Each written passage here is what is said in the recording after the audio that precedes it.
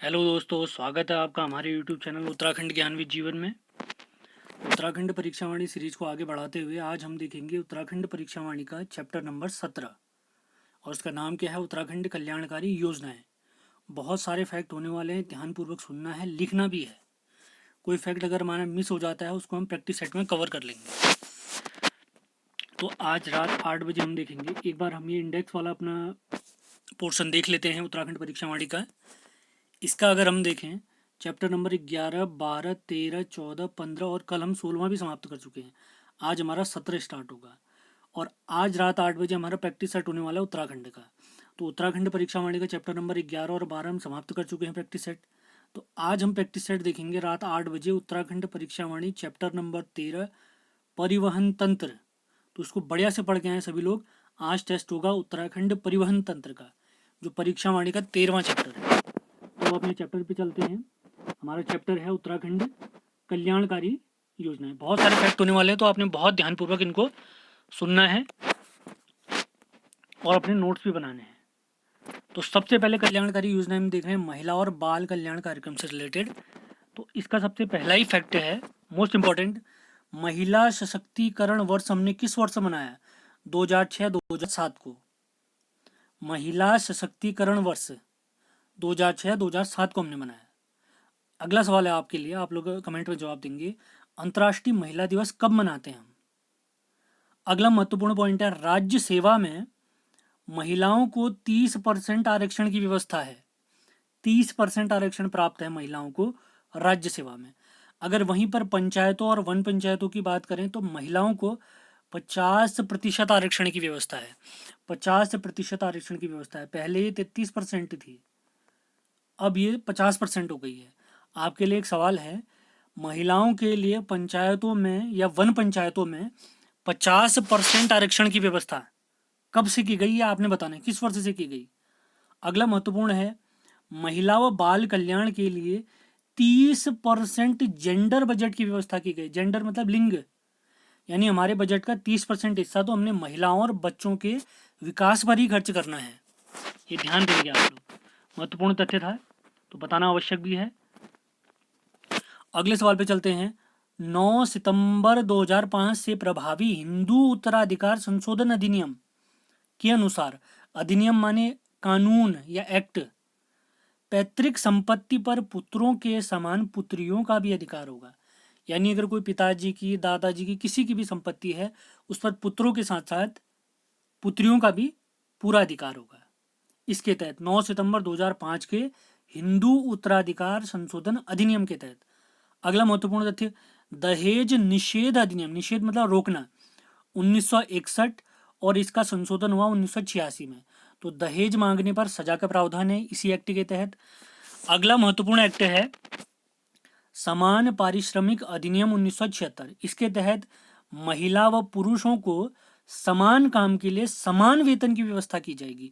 समान पारिश्रमिक, पारिश्रमिक मतलब जो हमने काम किया है उसका भुगतान। अधिनियम 1976, समान पारिश्रमिक अधिनियम। अब देखते हैं कुछ महत्वपूर्ण कार्यक्रम, इनमें से कई पूछे भी गए हैं। समेकित बाल विकास कार्यक्रम, समेकित माने कंप्लीट, संपूर्ण। यह योजना लागू करी है हमारी केंद्र सरकार ने 1975 से।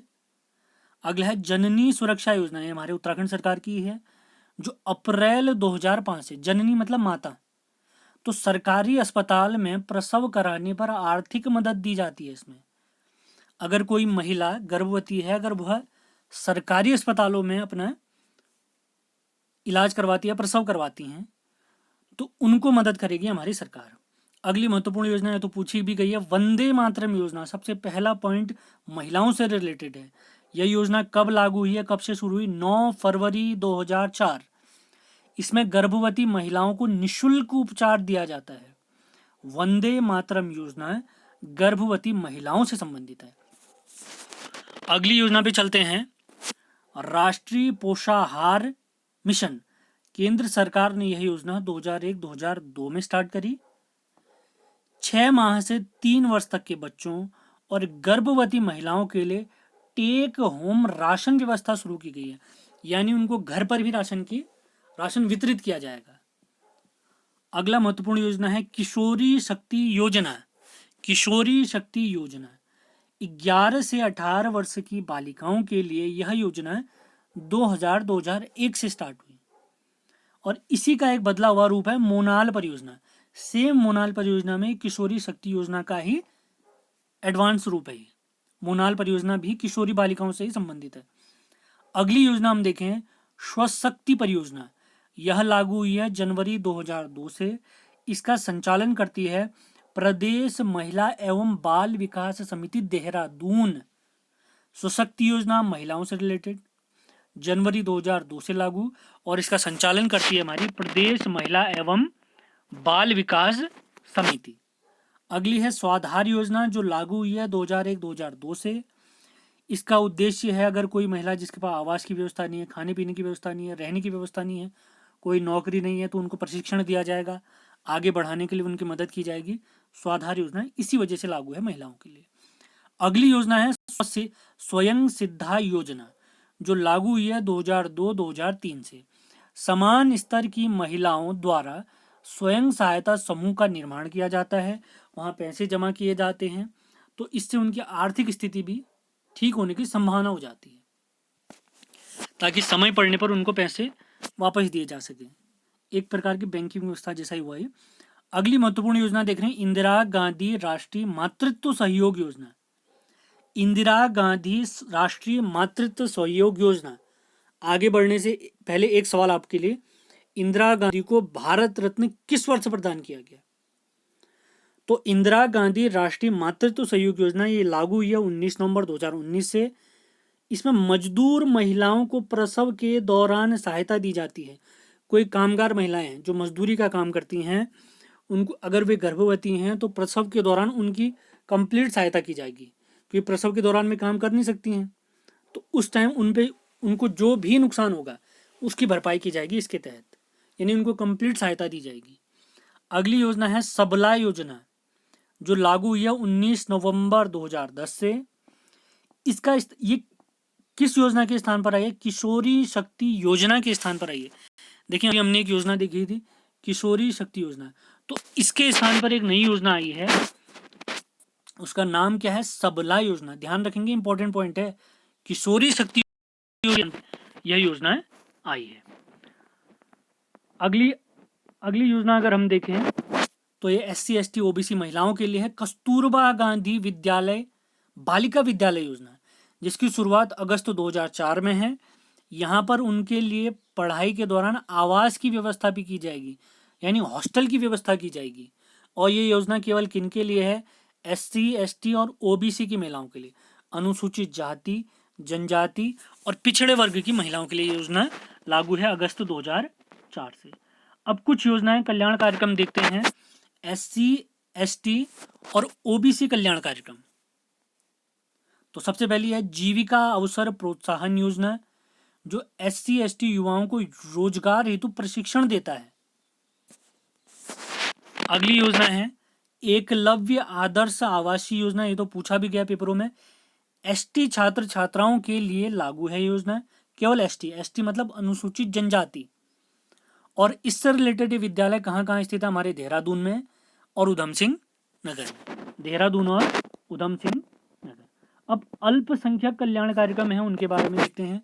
अल्पसंख्यक मतलब हमारे देश में बहुसंख्यक हैं हिंदू, इसके अलावा जो भी धर्म है वो अल्पसंख्यक के अंतर्गत आएगा, जिसमें मुस्लिम, ईसाई, जैन, पारसी, बौद्ध सब आ जाएंगे, सिख सब आएंगे। तो सबसे पहला पॉइंट, अल्पसंख्यक कल्याण मंत्रालय का गठन हमारे उत्तराखंड में अप्रैल 2012 में किया गया।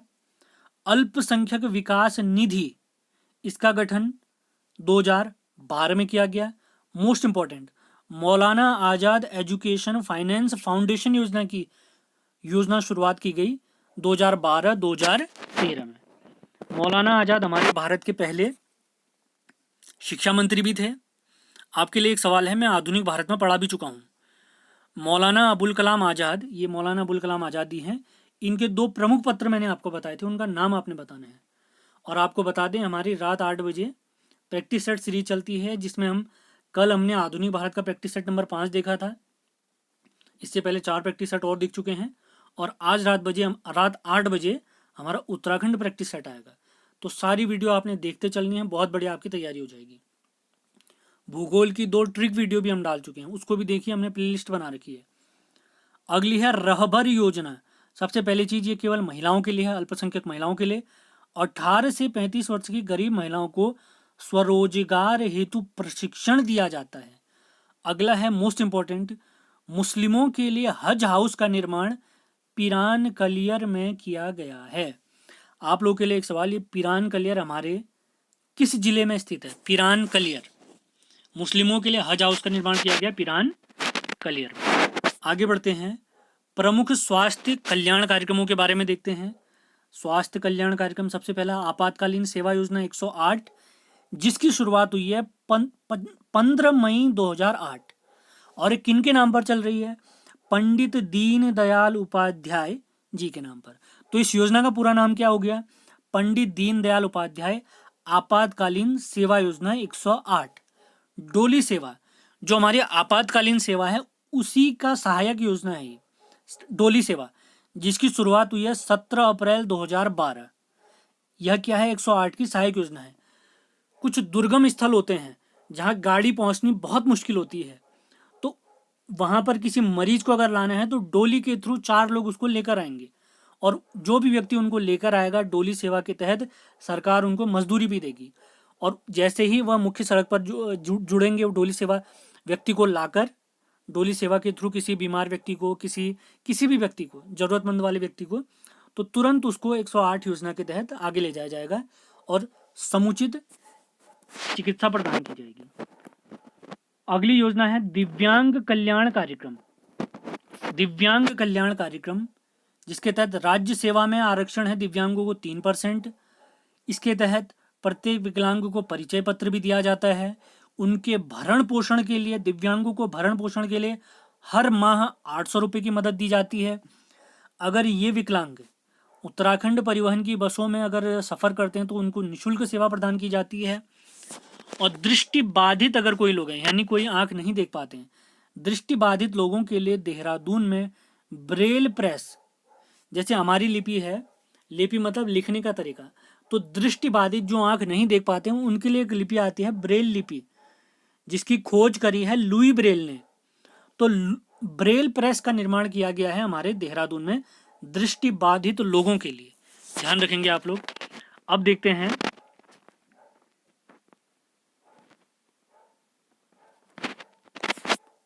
सैनिक, स्वतंत्रता सेनानी और राज्य निर्माण आंदोलनकारी कल्याण कार्यक्रम।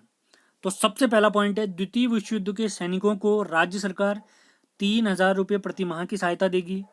राज्य आंदोलनकारी अगर सामान्य है व्यक्ति तो उन्हें 5000 रुपये का मासिक पेंशन दी जाएगी। और राज्य आंदोलनकारी अगर विकलांग हो जाते हैं, जिन्होंने राज्य आंदोलन के लिए, राज्य के बनने के लिए आंदोलन किया था, तो उन्हें 10,000 रुपये प्रति माह की सहायता की जाएगी। और इसी के तहत आरक्षण भी प्राप्त है। अगर भूतपूर्व सैनिक हैं तो उनको आरक्षण प्राप्त है 5% का ग्रुप सी और ग्रुप डी की परीक्षाओं में, समूह ग और समूह घ। और अपंग सैनिक अगर हैं तो उनको 2% की आरक्षण प्राप्त है राज्य सेवाओं में। सैनिक कल्याण बोर्ड का गठन भी किया गया, ये तो आप जानते होंगे। अब बहुत ही महत्वपूर्ण योजना भूतपूर्व सैनिकों के लिए इको टास्क फोर्स योजना, जिसकी शुरुआत 2008-2009 में हुई है। वनों का सौंदर्यीकरण, वनों का संरक्षण, उनकी सुरक्षा, ये इको टास्क फोर्स के तहत ही की जाएगी, जो योजना लागू हुई है 2008-2009 में, जिसमें हमारे केवल भूतपूर्व सैनिक ही शामिल हो सकते हैं। कुछ अन्य सहायताएं जो हमारे भूतपूर्व सैनिकों को दी जाती हैं, जैसे शहीद अगर हो गए तो उनके आश्रितों को 10 लाख रुपए की मदद की जाएगी। उनकी अगर कोई भूतपूर्व सैनिक है, उनकी पुत्री की शादी के लिए 2 लाख रुपए की मदद की जाएगी। आवासीय सहायता के तौर पर उन्हें 2 लाख रुपए की मदद की जाएगी। ये सारे पॉइंट आपने याद रखने, मोस्ट इंपॉर्टेंट फैक्ट है। अगली है हमारी उत्तराखंड की युवा नीति। युवा नीति है हमारी 5 सितंबर 2011 की, जिसका फोकस व्यक्ति हैं 18 से 35 वर्ष तक के युवा। उन्हें स्वरोजगार का प्रशिक्षण दिया जाएगा इसके तहत, युवा नीति के तहत। अब कुछ अन्य कल्याणकारी योजनाएं भी देखते हैं। अन्य कल्याणकारी योजनाएं, सबसे पहली योजना है उत्तराखंड प्रधानमंत्री रोजगार योजना प्लस।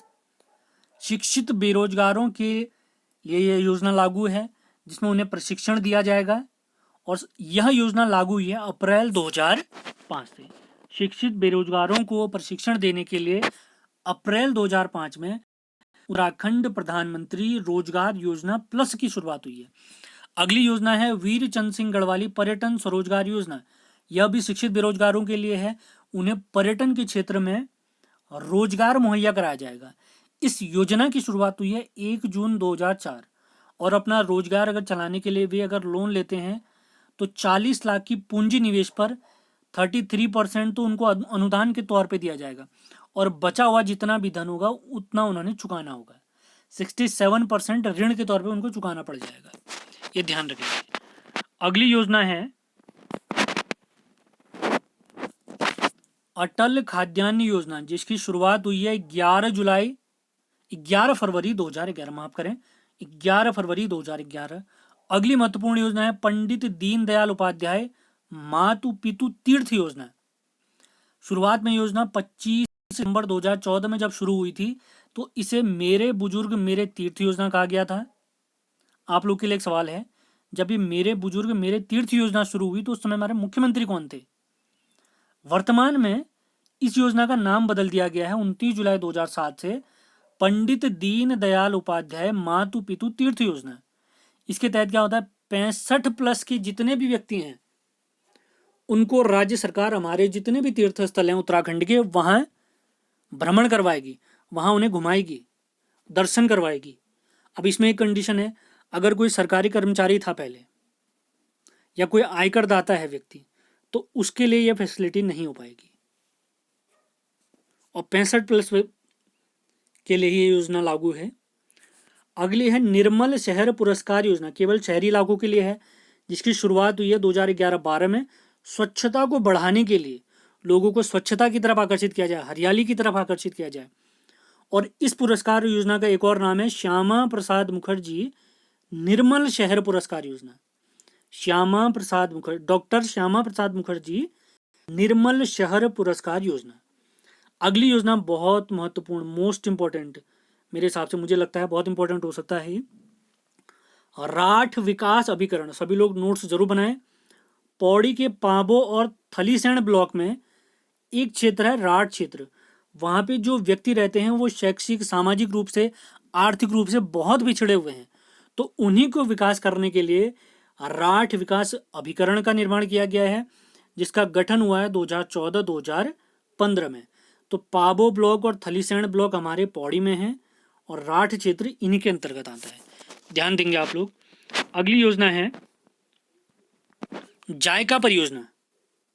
जायका परियोजना जापान इंटरनेशनल कॉरपोरेशन एजेंसी जायका और राज्य सरकार के सहयोग से यह परियोजना 2014 से चल रही है, जिसका उद्देश्य क्या है, वन पंचायतों के माध्यम से वनों का संरक्षण, वनीकरण, चरागाह विकास आदि किया जाए, वन संपदा को बढ़ाया जाए।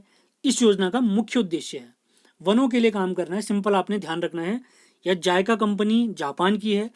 इसका उद्देश्य क्या है, 2022 तक 250 वन पंचायतों को इस परियोजना से जोड़ना इसका उद्देश्य है। सारे छोटे से छोटे फैक्ट जरूर लिखिए, बहुत फायदा होने वाला है। तो इसी के साथ हमारा ये चैप्टर भी समाप्त होता है। तो उत्तराखंड के 7 चैप्टर हम समाप्त कर चुके हैं। चैप्टर नंबर 11, 12, 13, 14, 15, 16 और 17। तो कल हम देखेंगे उत्तराखंड चैप्टर नंबर 18 और इसी के साथ साथ आज रात 8 बजे उत्तराखंड प्रैक्टिस सेट आने वाला है। तो उत्तराखंड प्रैक्टिस सेट में परीक्षा वाणी का प्रैक्टिस सेट आएगा आज। तो परीक्षा वाणी का चैप्टर नंबर 11 का प्रैक्टिस सेट हम लगा चुके हैं, ज़रूर देखिए। चैप्टर नंबर 12 का प्रैक्टिस सेट हम लगा चुके हैं। तो आज हम देखेंगे चैप्टर नंबर 13 उत्तराखंड परिवहन तंत्र का प्रैक्टिस सेट। इसके साथ कुछ अन्य सवाल भी मैं उत्तराखंड के ऐड कर दूंगा इसमें। तो सभी लोग बढ़िया से पढ़ के आए, पुरानी वीडियो ज़रूर देखें, बहुत फ़ायदा होगा। उम्मीद है आपको हमारा प्रयास पसंद आ रहा है। अगर पसंद आ रहा है तो उसको लाइक शेयर ज़रूर करें। रात 8 बजे मिलते हैं, धन्यवाद।